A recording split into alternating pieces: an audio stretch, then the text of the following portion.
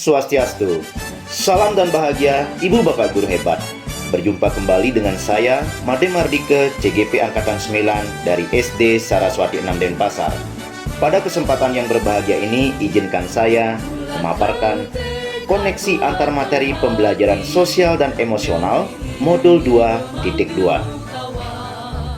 Ibu Bapak Guru hebat, seperti biasa, izinkan saya memperkenalkan fasilitator saya adalah Ibu Niputu Sugilastini SPD dan pengajar praktik saya adalah Ibu Niputu Suwandewi SPD.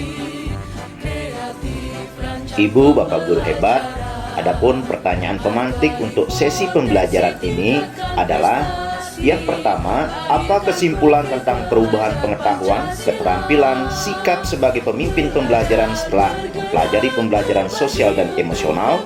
Yang kedua, apa kaitan pembelajaran sosial dan emosional yang telah Anda pelajari dengan modul-modul sebelumnya? Ibu Bapak Guru hebat, izinkan saya untuk menjawab pertanyaan pemantik yang pertama. Nah, saya akan awali dengan menguraikan definisi pembelajaran sosial dan emosional atau PSE. Tentu Ibu Bapak sekalian sudah mengetahui bahwa pembelajaran sosial dan emosional adalah pembelajaran yang dilakukan secara kolaboratif oleh seluruh komunitas sekolah. Proses kolaborasi ini memungkinkan anak dan orang dewasa di sekolah memperoleh dan menerapkan pengetahuan, keterampilan, dan sikap positif mengenai aspek sosial dan emosional.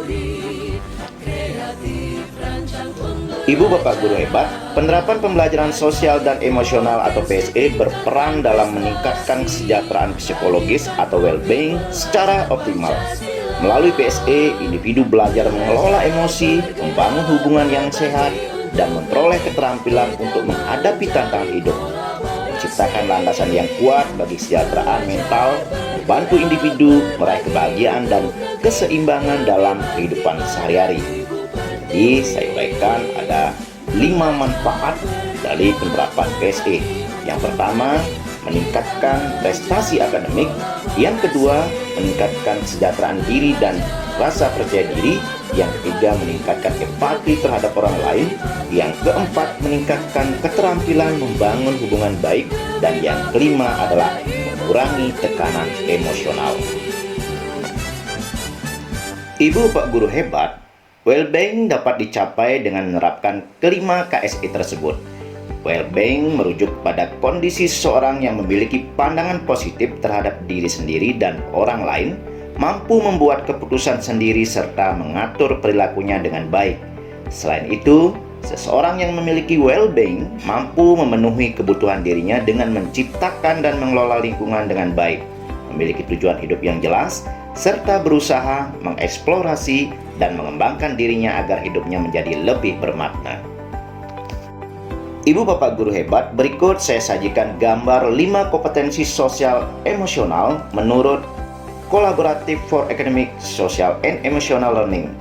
Nah, seperti yang telah Ibu Bapak ketahui bahwa adapun 5 kompetensi tersebut adalah: yang pertama ada kesadaran diri, yang kedua pengelolaan diri, yang ketiga kesadaran sosial, yang keempat keterampilan relasi, dan yang kelima adalah pengambilan keputusan yang bertanggung jawab. Ibu Bapak Guru hebat, berikut saya akan paparkan tentang 5 kompetensi pembelajaran sosial emosional tersebut. Yang pertama adalah kesadaran diri atau self-awareness. Kesadaran diri yaitu kemampuan untuk memahami perasaan, emosi, dan nilai-nilai diri sendiri, serta memahami pengaruhnya terhadap perilaku dalam berbagai situasi dan konteks kehidupan. Contohnya, mengidentifikasi emosi yang dirasakan dan mengembangkan minat serta menetapkan arah tujuan hidup. Yang kedua, manajemen diri atau self-management.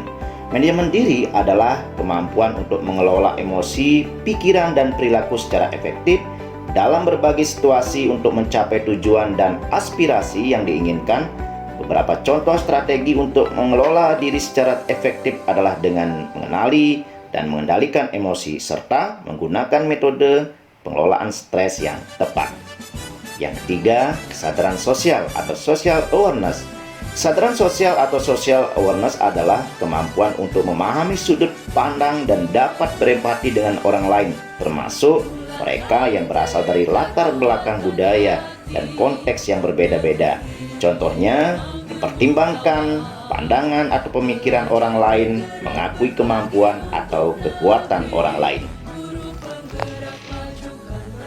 Ibu bapak guru hebat, saya lanjutkan untuk kompetensi keempat dan kelima. Yang keempat yaitu kemampuan berinteraksi sosial atau relation skill. Keterampilan berelasi, di mana kemampuan untuk membangun dan mempertahankan hubungan-hubungan yang sehat, sportif. Contohnya, berkomunikasi dengan efektif, mempraktikkan kerja sama tim, dan pemecahan masalah secara kolaboratif.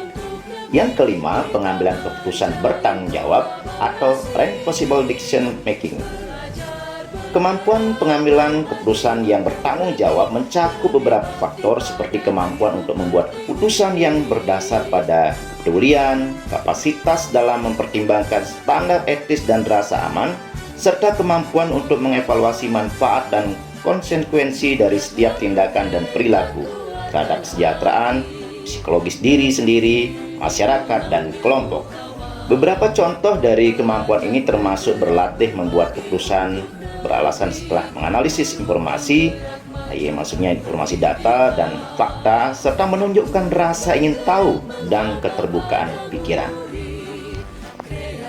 Ibu bapak guru hebat, bagian terpenting dari pembelajaran sosial dan emosional adalah mindfulness.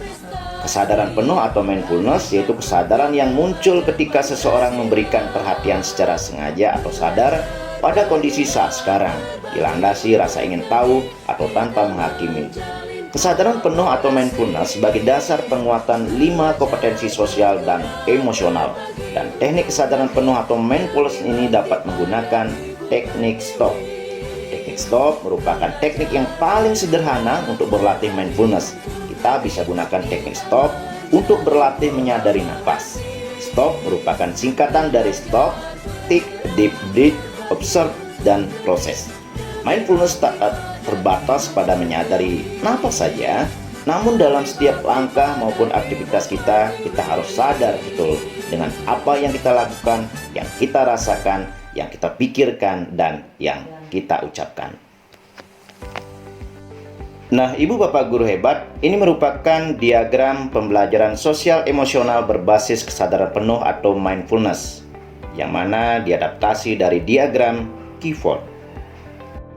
Ibu bapak guru hebat, ini merupakan gambar hubungan mindfulness dan kompetensi sosial emosional menurut Hawkins. Menurut Hawkins, latihan berkesadaran penuh atau mindfulness dapat membangun keterhubungan diri sendiri atau self-awareness dengan berbagai kompetensi emosi dan sosial dalam kehidupan sehari-hari.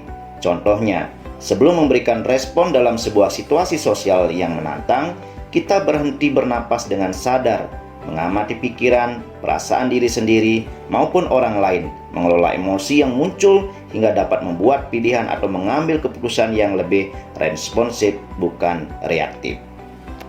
Ibu bapak guru hebat, dapat saya simpulkan terkait dengan pertanyaan pemantik yang pertama, bahwa seorang guru yang memiliki 5 kompetensi sosial dan emosional yang kuat akan menunjukkan keterampilan yang efektif dan nyaman saat berada di depan kelas, memberikan dampak positif pada lingkungan belajar, terutama pada murid-muridnya.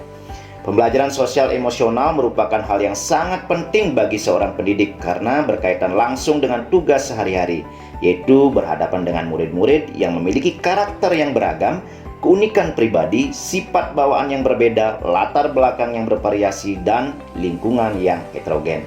Berikutnya, peran seorang pendidik dalam mengembangkan kompetensi sosial dan emosional yang baik melibatkan kemampuan dalam mengambil keputusan yang didasarkan pada kesadaran penuh atau mindfulness, menciptakan kolaborasi yang kuat di antara seluruh warga sekolah, dan membentuk lingkungan belajar yang kondusif, aman, dan nyaman bagi semua pihak, termasuk guru, tenaga pendidik, kepala sekolah, dan tentu saja murid-murid. Ibu bapak guru hebat, berikutnya saya akan menjawab pertanyaan pemantik yang kedua, apa kaitan pembelajaran sosial dan emosional yang telah Anda pelajari dengan modul-modul sebelumnya? Ibu bapak guru hebat, berikut saya sajikan gambar koneksi antar materi dari modul titik 1 sampai dengan modul 2.2. Seperti yang Bapak Ibu ketahui bahwa semua modul ini memiliki keterkaitan yang tidak bisa dipisah-pisahkan. Hubungannya sangat erat sekali yang bermuara pada keberpihakan pada murid atau peserta didik. Ibu bapak guru hebat, mari kita mulai dari bagian yang pertama, yaitu keterkaitan antara modul 2.2 pembelajaran sosial emosional dengan modul 1.1 filosofi pendidikan menurut Ki Hajar Dewantara. Filosofi pendidikan menurut Ki Hajar Dewantara yang menekankan pentingnya penciptaan lingkungan pendidikan yang mendukung kesejahteraan siswa secara menyeluruh atau well-being, di mana hal ini sangat sejalan dengan konsep pembelajaran sosial dan emosional, yaitu menekankan peran guru dalam menciptakan lingkungan yang memungkinkan siswa untuk mencapai kebahagiaan dan keselamatan setinggi-tingginya, tidak hanya secara akademis tapi juga dalam pengembangan kesejahteraan holistik. Melalui pendekatan ini, pendidikan bukan hanya tentang transfer pengetahuan atau transfer knowledge, melainkan juga membentuk karakter dan membimbing siswa menuju pencapaian potensi penuh mereka, memungkinkan mereka untuk menjadi tangguh secara mental, mengembangkan keterampilan interpersonal, serta menghadapi tantangan kehidupan dengan lebih baik. Berikutnya adalah yang kedua, keterkaitan antara modul 2.2 pembelajaran sosial emosional dengan modul 1.2, yaitu nilai dan peran guru penggerak. Pembelajaran sosial dan emosional sejalan dengan nilai dan peran guru penggerak dalam pengelolaan kelas. Keduanya sama-sama menciptakan kelas atau pembelajaran yang berpihak kepada murid dan terbentuknya nilai-nilai kemandirian pada murid, yang mana nilai guru penggerak yaitu mandiri, reflektif, kolaboratif, inovatif, berpihak kepada murid, menjadi pemimpin pembelajaran, menggerakkan komunitas, praktisi, menjadi coach bagi guru lain, mendorong kolaborasi antar guru, dan mewujudkan kepemimpinan dalam pembelajaran. Selanjutnya, yang ketiga yaitu keterkaitan antara modul 2.2 pembelajaran sosial emosional dengan modul 1.3 yaitu visi guru penggerak. Sebagai guru, kita dapat mengambil inisiatif dalam mewujudkan visi untuk membentuk siswa dengan profil pelajar Pancasila. Salah satunya adalah dengan memberikan pembelajaran sosial emosional yang mengintegrasikan 5 kompetensi sosial emosional, yaitu kesadaran diri, manajemen diri, kesadaran sosial, kemampuan berelasi, dan pengambilan keputusan yang bertanggung jawab. Dengan demikian, kita dapat memberikan kontribusi positif terhadap perkembangan siswa dalam mencapai profil pelajar yang diharapkan. Ibu bapak guru hebat, selanjutnya adalah keterkaitan antara modul 2.2 pembelajaran sosial emosional dengan modul 1.4 yaitu budaya positif. Penerapan budaya positif seperti disiplin positif dan keyakinan kelas seharusnya dimulai dari kesadaran diri agar dapat memunculkan motivasi internal pada diri murid.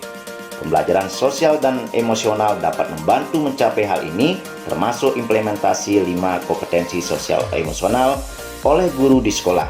Dengan demikian, motivasi intrinsik akan muncul secara alami pada diri murid itu sendiri. Ibu bapak guru hebat, saya lanjutkan pada keterkaitan antara modul 2.2 pembelajaran sosial emosional dengan modul 2.1 yaitu pembelajaran berdiferensiasi.